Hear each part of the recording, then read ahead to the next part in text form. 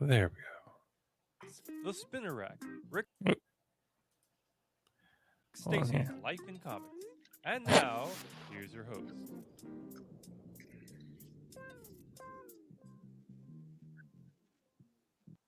Multiverse Tonight presents The Spinner Rack, Rick Stacy's Life in Comics.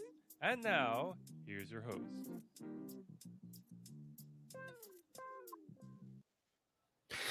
Hey, everyone, and welcome to episode 3 of the Spinner Rack. I'm, of course, your host, Thomas Townley. And besides me is the incomparable Rick Stacy. Hi, Rick. Hey, hi. Thanks for having me on. Yeah, it's been great. We've had a brief hiatus. You know, life gets in the way. Sure. I spent most of my July working towards. Supposed to be getting a surgery at some point. Oh, Supposed my. yeah, I'm supposed to be getting a hemorrhoid removed, and I went to the surgeon, and the surgeon said, "You gotta go see your cardiologist." Okay, went to the cardiologist. Cardiologist wants me to have a stress test. Said okay. Got to the day of the stress test. The hospital calls and says, "We'll have to put you on hold. The insurance doesn't want to pay for it. Your cardiologist is fighting with the insurance." It's like, God, love Crazy. it. It almost sounds like you're starting a joke. I know you're not, but it's like, well, I went to my hemorrhoid doctor and a cardiologist, and we all walked into a bar, and there was a talking horse and what have you. So, Yep.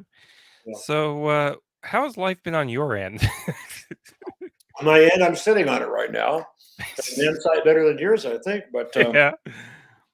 uh, in the end, it's all okay. Things have been good. Things have been very, very busy. What with the summer shows, Smallville, Wichita coming up this weekend, handfuls of others, and I think I've got one more in September in Lawrence.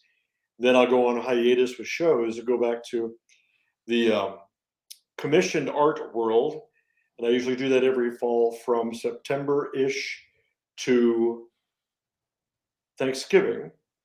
I stop till the holidays are over, and I rejoin the workforce again around Super Bowl time. Ah. Yeah, so busy, busy, but good. The heat has been a contributor. It slowed things down, and it's kind of a bummer. Mhm. But yeah, I got fall fever.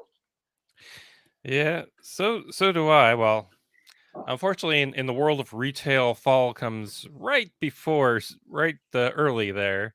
They've Yeah, already started saying the Halloween candies. In a few weeks, we'll start setting Christmas.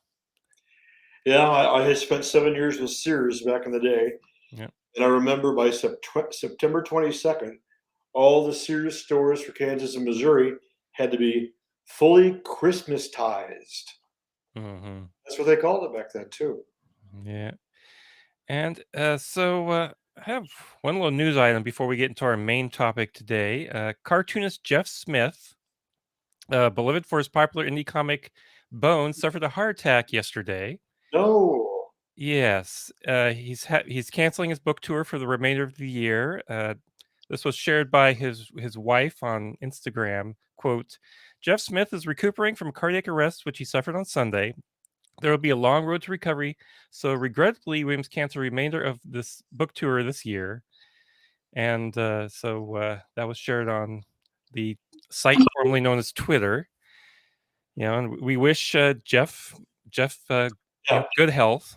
yep, absolutely. Have uh, have you had much interaction with Jeff in the past? I've never met the man. I know that he does great stuff. I love Bone. And when my son was a teenager, he used to collect Bone. That was his favorite comic book.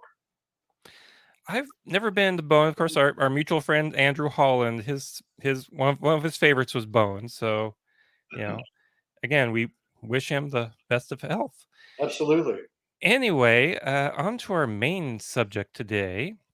And that would be Marvel Ooh, Comics, that's quite uh, the intro. the House of Ideas. Of course. Why don't you set the stage? Tell us about your first interaction with Marvel.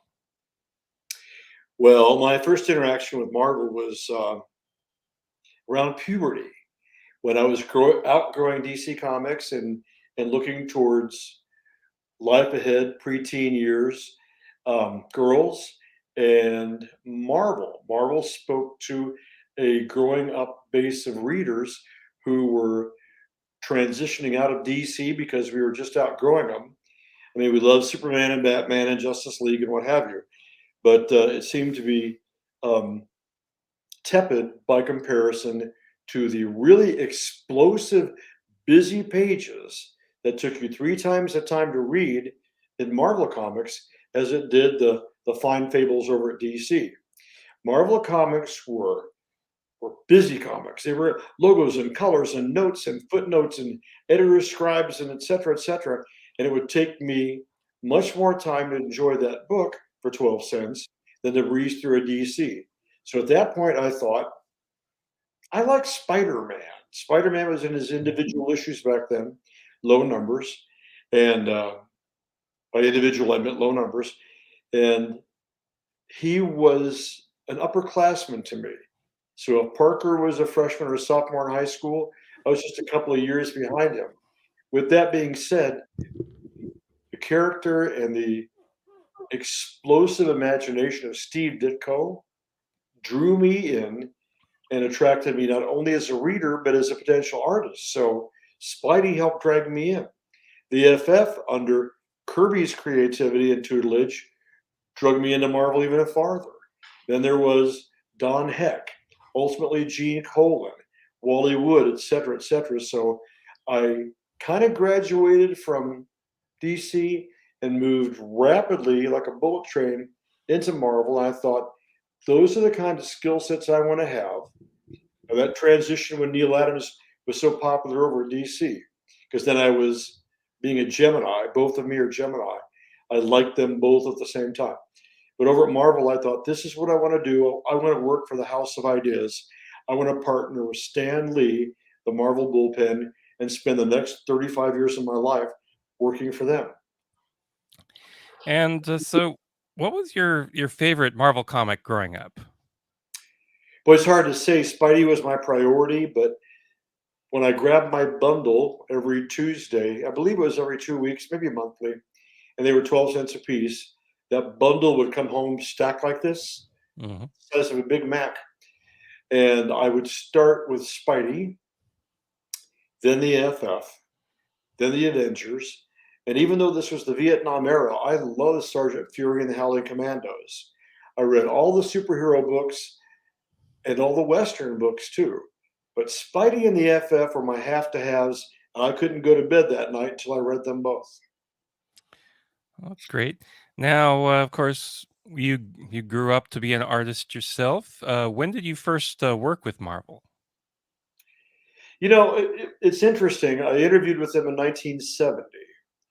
I had an appointment with Stan. I told the story about going to New Mm. York after high school. And when I went to Marvel, there was no Stan, even though I had a bona fide appointment. And there was Roy Thomas and a few people. And it was more of looked like Animal House inside the offices. It was not what I would thought Marvel Comics would look like. But Roy was very quick and brisk with me and sent me on my merry way. And I must have been crestfallen because Marie Severin said, "Hey, kid, come here.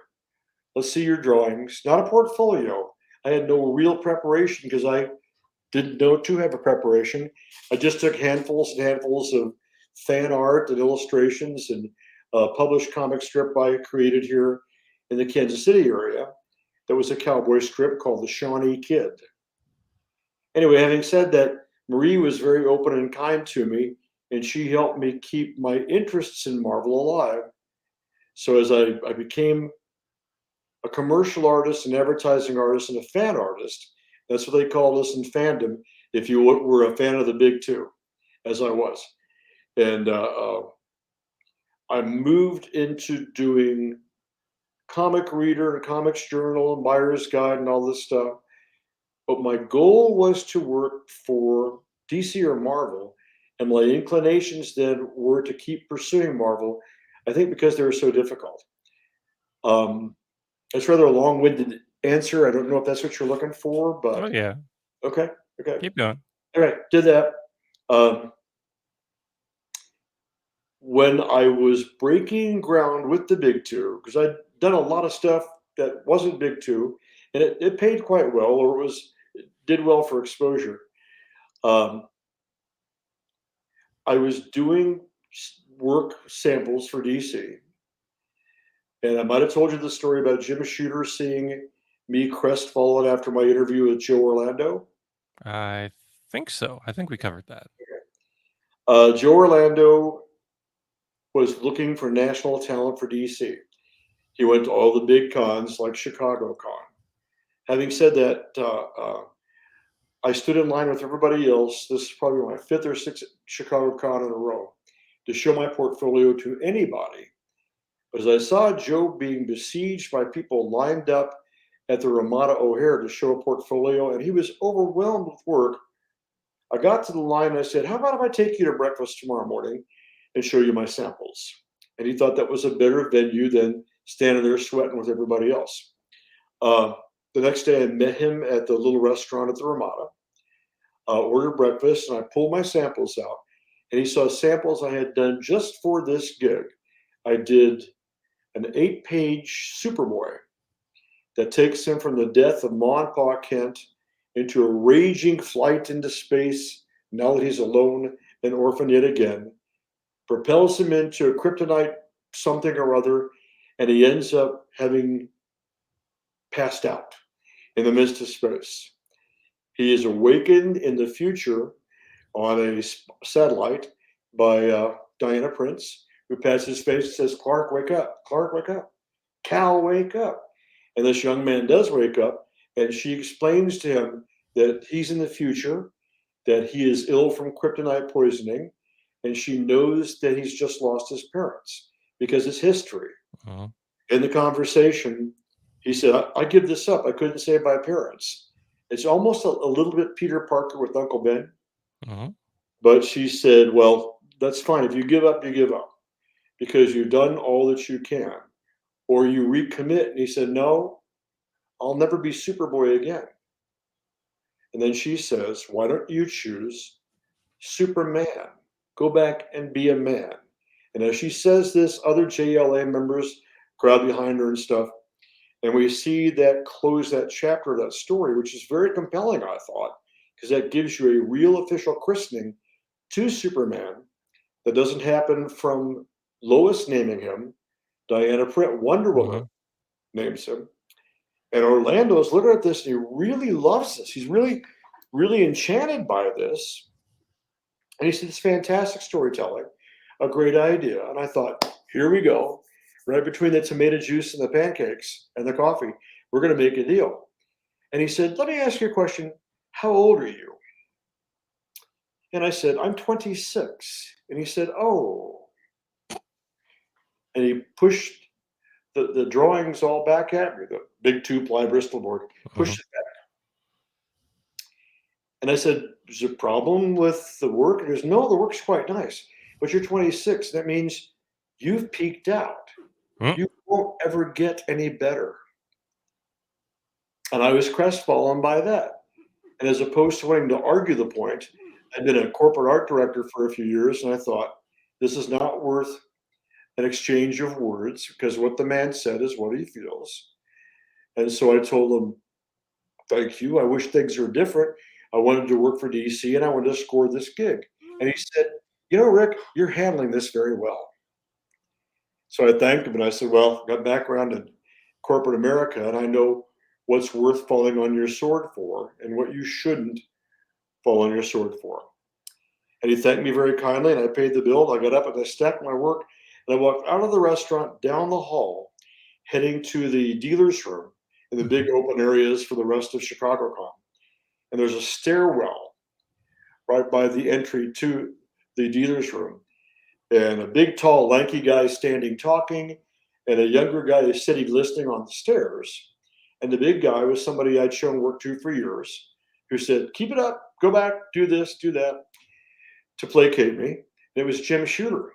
Yeah. And Shooter said, why the long face? And I told him, he said, oh, don't pay attention to him. You're not too old. You're fine. You're this, you're that. You're coming right along. You'll be scoring work. And the young fellow next to him, closer to my age, said, let me see your stuff. And I did. So I showed him my work, and this young man said, this is great. And he said, I'm doing some work for Marvel now. I'm doing some Daredevil and Spider-Man, some other stuff. And I thought, that's good. And we exchanged names. I told him I was Rick Stacy. He told me he was Frank Miller. Ooh. Yes, and the three of us talked back and forth and had the greatest of times talking back and forth. Now, having said that, Shooter looked at me and he said, you know what? I'm going to give you, excuse me, that was me. I think I drank my Diet Pepsi too fast. He said, I'm going to give you a shot. And he didn't shoot me. But he said, here's my card. When we get back to our civil lives, get a hold of me and I will send you a tryout. And so I did. I got back and he sent me an Avengers script. And with that, I took my first steps into what I thought was Marvel Done Assembled. Well, that's very, very cool. Now, of course, when what was your first long-term gig with Marvel? Never was a long-term gig with Never was a long-term gig? Never was a long-term gig with Marvel. I did some stuff for them, but there was never any long-term commitment, with the exception of the story that transitions from my Avengers pages to Jim sending me a letter a month later saying, hey, Rick, thanks for the samples. You're not close. You're not even in the ballpark. Let's forget the whole thing. It may say, let's forget the whole damn thing. I don't know. Sharon's got the letter filed away someplace. And this was 83. Okay. 83, I'm at a show in Wichita. Dick Giordano's there. Gil Kane is there. Some kid trying to break into comics named Mark Waid is there. Ah. The late Richard Corbin and Jan Sternad. And Dick I've known Dick since 70. And Dick's hanging around my table. He says, what do you got? And I said, well, these are the pages I did, Xeroxes for Shooter. And he bounced them back. And he told me, no way, Jose. And Dick looked at this. And he said, well, looks good to me. And while Dick's thumbing through the Xeroxes, I take a felt tip marker. And all the pictures of Vision, that was the primary character of the Avengers story that I was doing, the Vision, I drew little bat ears on. I scalped his cape. And Dick said, nice stuff. What do you want to do for us? I might have related that earlier in the podcast to you. That's when I started at DC, which means you get in at one place, and with the people that go back and forth in editorial jobs from DC to Marvel to DC, you build reputations. So one of my DC pals was at Marvel. Mindy Newell, who worked for DC and about the same time I started, wrote Catwoman, wrote lots of stuff. She became an editor. And then she was swept away by Marvel and started editing their books. And I started doing stuff for them. And I did a frontispiece for a Hulk magazine back in the black and white days. I have no idea if that came to fruition because it's been 50 years ago, 40 years, whatever. Mindy called me one day and she said, we got a chance for somebody that's real flexible to get in and get some work. Okay, Min, what's that? And she said, we just picked up the license through Marvel for the Disney afternoon. Can you draw on model? And I said, yeah, I can draw on model because I've been doing superheroes for DC, then doing Looney Tunes and Tiny Toons. So I started doing a lot of Darkwing Duck for Disney under Marvel's umbrella and writing it. And as we forged forward on that, Mindy calls me one day and she said, can you do superheroes? And I said, Mindy, I've been doing superheroes since she said, I thought so. She goes, we've got a chance because the regular artist for the Spider-Man Adventures, the tie-in to the cartoon. The animated series, is really late. Can you pick up Spider-Man? And I said, in a heartbeat. So I knocked out 2 pages of samples and sent them to her. She loved them, sent me the script, and I did Spider-Man. So I did Spider-Man, and I was building a relationship with Marvel as to give him a book of What If. And since he could draw superheroes and draw cartoons, he could do some of the funny Mad Magazine stuff, and I did that. Then there were other bits and pieces, but no long-running series. But I was still with Marvel because as I would do shows, or Stan was, I knew everybody, and Stan or the people at the shows would ask me to MC his Q&A sessions or to MC his autograph sessions, and I'd stand up at his stage and banter back and forth with Stan and manage the crowd and stuff.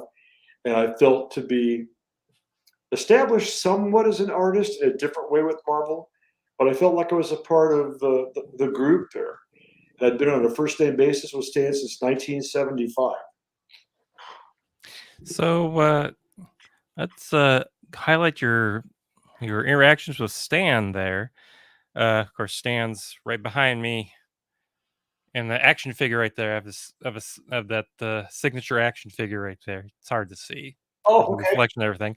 Yeah. But tell me about tell me about your interactions with Stan. Okay. The and I will tell you, I don't know if we could do this on the podcast. I'm having a little bit of audio problem here. Is there a way I can just bring my headset in and plug my mic in? Yeah, we can Okay. pause. You can pause for a minute. You can do some fill time. You can Yep. sing something if you want. This just takes a second. There, we give it a little twist, and off we go. There we go. All right, that's easier on the old voice. Thank you. Okay. All right. So we were segueing into Talking about your interactions with Stan Lee. the very first show I ever did was in April of '75. And that's because a buddy of mine said, "Hey, Johnson County Community College has this event called FoolCon." I never knew about conventions, and he said it's kind of a maker's deal and it's artists and what have you, and it's here at this really nice community college. And he said, "Why don't you get a table there? Why don't you take your markers and take some paper and do some sketches and see if you can sell them?" So I thought, okay, that's fine. I would do just that. So I booked a table. My wife went with me, and I started doing color sketches for $5 a shot, and I would do black and white for $3.50. And man, I was busy from the moment I sat down. So I told my wife Sharon, I said, "You write down what I'm supposed to draw, and you get the money for it, and then you tell me because I'm pretty fast, and I'll do the stuff." She said, "Okay." Okay. So I started that. I'm doing drawings. I'm doing Superman. I'm doing Batman. I'm doing all the different characters that people requested from memory because there was no reference I could have at that point. And I said, "Okay, we're going pretty good here, honey. What's next on the list?" And she said, "I can't read my writing." And I said, "You've got to be able to read your writing." So I can't read this. I said, "Well, what is it?" She said, "It's either Howard the Hulk or the Incredible Duck." And I thought, okay, we need to get a handle on this. But through a large part of the afternoon, there was like some 11-year-old kid just hanging at the table all day watching this. And I'm thinking, okay, maybe he wants to learn to draw. Maybe he, like me, has never seen this kind of outlet for comic strips before. And he just stayed all day. And I thought, well, that's fine. I just kept drawing and whisking through this. And at the end of the day, his dad came to get him. And his dad said, "Thank you for being so patient with him. He's a big fan. He loves comics. He wants to draw, blah, blah, blah." I said, "That's okay. I was like that too when I was a kid." And he said, "My son Tiger," that's his name, Tiger Roholt, I remember that to this day, is going to have a big birthday party next month. I thought, well, swell. Okay. I don't know him well enough to buy him anything, but swell. And he said, "I'm going to give him the gift he wants. I'm going to give him a one-day Comic-Con." I thought, that's kind of neat. He said, "It's going to be at a big mall in Minneapolis." I said, "Well, that's even all the neater." And he said, "I've got a guest coming for the day. It's Stan Lee." And I went, hamana, hamana, hamana. I thought that was fantastic. And he said, "You were very patient with him. Do you want to be the guest artist for the day?" And boy, I tell you, yeah, I couldn't miss that for a zillion bucks. So, yes, he got me squared away to stay up there overnight. Sharon and I left on a Friday. The show was Saturday. I've got pictures someplace I can send to you. It's kind of fun to see Stan in his glory. Not that he wasn't glorious all the time, But I met him that Saturday. I had never met him before, and my heart was in my throat. And he came up to me and shook hands. So glad to be here with you. This is going to be great. What a gentleman, what a charming person. And he strode right past me, took the hand of my lovely wife, and said, "Oh, Sharon, how wonderful to meet you. Charmed, I'm sure." And she just, her heart a little fluttered, or her little heart fluttered, or something fluttered. I'm not sure. But anyway, we met him then. And over the years, I would see him at shows, and he remembered and recalled. And I was with him socially, like you would be with anybody at any Comic Con that there was. And we were on a first name basis, and used to take my son with me to Chicago Con when he was a teen. And Stan would sit with us in the waiting room at the restaurant and talk to my son Adam, and Adam would talk to Stan. It's not Mr. Lee, it's Stan. And he sat there one night at the hotel restaurant, and he looked over at Adam, who had a book I've got over in this bookshelf called "The Best of Spider-Man: The Reprints of the Black and White Newspaper Strips." And Stan said, "Adam, what are you reading?" And he said, "Well, your stuff that you wrote, and the reprints of the comics, newspaper comics." And Stan said, "Give it here." And he took it and he autographed it and gave it back to him, and smiles were this big. Stan never charged a penny, never asked for anything. He greatly appreciated fandom. He was even one of the guests at Superman's 1985 50th anniversary birthday party in Cleveland. I got pics of that too if you're ever interested. So Stan was just, God love him, just an old shoe, just like your next door neighbor, always around and always charming and kind to everybody, even till the end. Even when they were beating the living poo out of him at Comic Con, his handlers in Kansas City, with people, it's like, "Stan, write your name. Stan, write your name. Next, next, next." Just pushed him to keep the money coming in. And even through that, he still was a stand-up straight guy and nothing but charming and wonderful. Yeah, he was. He was a great guy. Yeah. Yeah. So let's see. Let's think about this. What's your favorite Marvel comic or your favorite Marvel character to draw? I'm sorting them all in my mind right now. Probably the most requested and my favorite would be Spider-Man. Of course. Yeah. And is there a character that you never is there a Marvel character that you never get requested that you want to draw? I love drawing Doctor Strange. I've had a few requests, but they're seldom. And as I think about what other Marvel characters, it's really hard to say because I'm like a original recipe guy. The 60s Marvel characters. By the time we got up to Conan, I love Conan. That was my consolation prize from Marie Severin at Marvel. She said, "Oh, I'm so sorry things didn't go well with Roy. Here's a stack of this week's books, including Conan #1. Take that back to your hotel room. That'll keep you busy for a while." But I'm not sure that there's one that I haven't done that I really, really want to. I think I've had a chance to either at conventions or requests or commissions draw all the ones I really, really wanted to. That's great. And do you have a favorite Marvel artist other than yourself?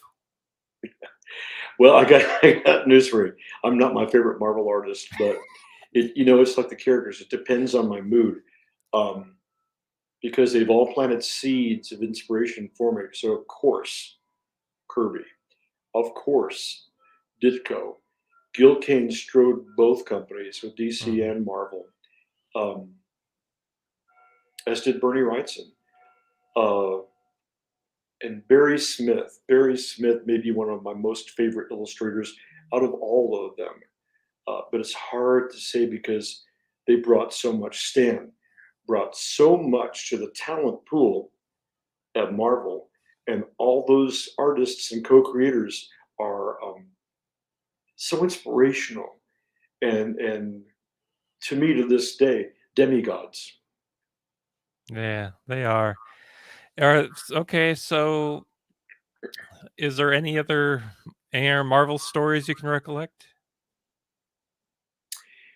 I think one of the biggest moments in my Marvel dumb, because I gave you the whole skinny on that, and it Mhm. was pretty skinny, as a matter of fact. I was invited to a Marvel party at Chicago Con. And these are great little parties. They're out at the pool at night with big giant ice sculptures and free this and free that and all the fun people that were there. And I spied a man that looked like Peter Falk, the actor. You may remember, or you could Mhm. Google Columbo. Yeah. And stop me if I told you this, or maybe don't stop me. But I was walking across the buffet lines to go see this guy. He's about maybe an inch or two shorter than me. I think I'm 5'6" on a good day, 5'7", I don't know, shrinking rapidly. And he stood there with his head cocked, just kind of nodding, talking to people. It was Jack Kirby. Yeah. Walked up to Jack Kirby and I said, Mr. Kirby, and shook his hand, and all the compliments and adulation came out pretty eloquently at that time. What I learned from him, how he entertained me, the indelible mark he made in comics before Marvel and at DC with the Fourth World stuff he did. And the more I did that, the more he lowered his head and smiled, just a very humble man. And at the end of me showering him with all these accolades, he looked up at me and he said, "Oh, thank you, thank you. No, no, thank you." He said, "Your dad's still alive?" And I said, "Yeah." He said, "You ever talk to your dad?" I said, "Yeah." He said, "You ever thank him for all he gave up for?" Uh, yeah, sure. And he went on to how important he felt dads were in kids' lives. And I don't know if he had a father or not. I don't know. Then he segued into Hell's Kitchen and being a kid during the Depression and all this stuff. And went someplace in a Kirby verse I never thought he'd go, but it was still him, and he was still storytelling. And I thought that was unexpected, but an indelible encounter with him. That is a great story. I think Isn't that that odd though? And that's something you would Mhm. never expect. And I think that's a great way to end today's edition. Now, of course, the next edition, let's talk about work other than the big two. Okay. So your independent work, your stuff like that. Okay. And so we'll put a pin in that for next time. Let's do that. Thank you everyone for listening. Of course, you can find stuff at rickstacy.com, right, Rick? Yeah. Yeah. Absolutely. And of Eh, course, multiversetonight.com for me. Yes, go ahead, Rick. Can I tease you a bit on the next chapter then? Yes, Because go the next ahead. chapter we're talking about other companies besides Marvel, and there were a handful too. I will take you to the Twilight Zone. Do, do, do, do, do, do, do, do, do, Yeah, do. there you go. Everybody knows that song. Of course, it's one of the most recognizable musical stings in history. Yeah. So, for Rick and myself, we'll see you in the next edition. Thanks.